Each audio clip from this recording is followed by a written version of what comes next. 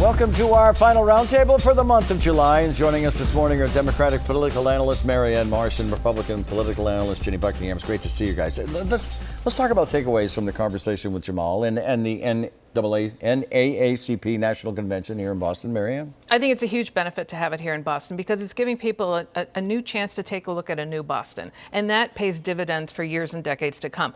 One of the most tangible things I would say that's coming out of this is the boot camp that they conducted to train activists and folks attending the convention to register voters, how to get people to the polls, all kinds of really concrete actions like that to get bigger turnout in 2024. Which is admirable, which is a proper target, right? It is, and you need big moments like this to change perception, and for better or worse, the perception remains to some degree, and I think this goes a long way to showing people who we really are. All right, let's talk politics on Beacon Hill. Let's talk about the squeaky wheel at the State House. State Auditor Diana DiZoglio, relentless in her pursuits of performing an audit of the legislature. She says she's been stonewalled by leaders in both the House and Senate, and now she's announced she's ready to pursue litigation with the support of the Attorney General Andrea Campbell, which she is hoping to get. Now, will this ultimately make it to a judge, Marianne? I think the question here is Diana DiZoglio picking a fight or fixing a problem? She certainly campaigned on this topic, but now it looks like she's running a campaign. You had high-profile stories this past week about the fact she wanted to take the legislature to court. Then she brings Andrea Campbell into the whole mix as the Attorney General. Her lead political consultant filed paperwork this week for a ballot question called the Committee for Transparent Government. So it looks like this may be an opportunity for her as much to raise her profile, raise money, get more names on her list and all of those things by using this issue and torturing the legislature in the process. But as I've said on the show before, she would serve herself well to make clear specifically what problems she's looking for in the audit of the legislature, just not things behind closed doors and other things. All right, what do you think? Look, I have no problem with advocacy and pressing people with press conferences. That's what is part of the job. But is it ultimately all she's got? Is that all she has to play here is the demagoguery as opposed to effective governing? And she hasn't shown me that she's serious. The next point is gun control. So it has stalled. The House Speaker says gun reform is a top priority of his, but it's now on hold until the fall. He hoped that the House would pass it by tomorrow. He's also accused the Senate of delay tactics. Ginny, what's going on here?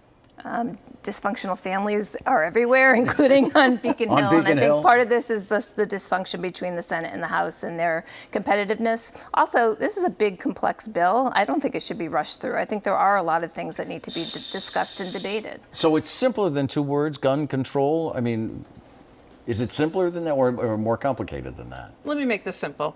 So Democrats in the last 33 years in Massachusetts have only been in control of the governor's office, the House, and the Senate for 8 years. There's a lot we could get done, and we should. Michigan, for example, who just got the legislature back in their first 200 days, passed gun reform, codified abortion rights, made it cheaper to live in Michigan for folks, invested in education, and fixed roads. The one thing we can't get back is time. Massachusetts is a great state. We can do all that and more, and we should now and start with gun reform. So why is it not getting done?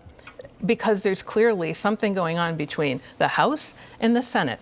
And perhaps the House, the Senate, and Governor Healy need to sit down and hammer this out. You have the Senate now talking about introducing its own measure as well. Right. So, all right.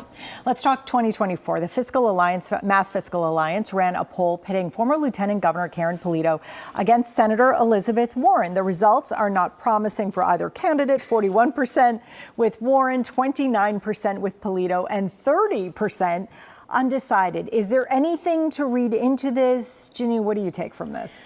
Well, I wish I would say that a Republican could beat Elizabeth Warren and win the U.S. Senate seat. I know from hard experience that it's not possible in this state to send a Republican at this moment to Washington in the Senate. It just isn't. Marianne. Ginny's right. And I would say 40 is the new 50.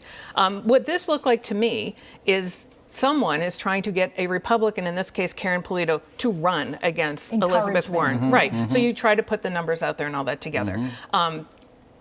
Scott Brown couldn't win against Elizabeth Warren in Massachusetts. So what I think you're looking at here is I think someone is trying to say, let's spend some money in Massachusetts, tie Elizabeth Warren up. She can't travel, she can't raise money. It's a diversion of resources because Republicans really want to win the U.S. Senate back, and this would be one way to kind of stall some of those efforts. Is there a challenge for Senator Warren out there, or even Senator Markey? Well, the one thing you keep hearing, and I'm sure I'm going to hear from all the people we know shortly, that Jake Auchincloss could run against Elizabeth Warren. Maybe not in a Democratic primary. I was going to say challenger in a primary? Not in a primary, but could run as an unenrolled candidate, an independent, have to get a lot more signatures in the general election. I know they'll deny it. I know they'll come up with all kinds of memes and all those great things, but that is out there every time a poll like this comes out.